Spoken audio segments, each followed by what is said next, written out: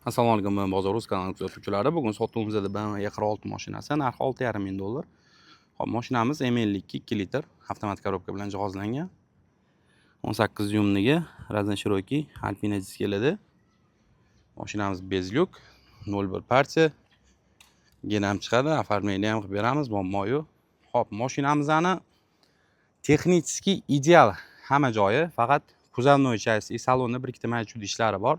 Silvanokskiga yana podrobno tushuntirib beraman. Желательно kuzovini освежить qilib olish kerak.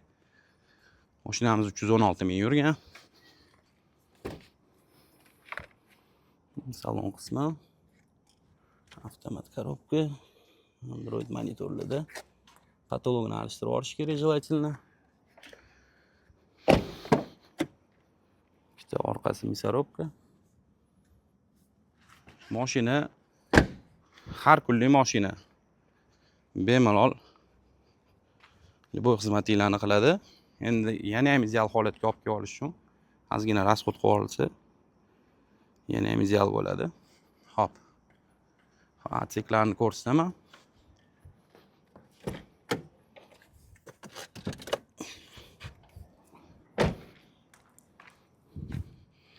Atseklari ham, suylari ham but-butun.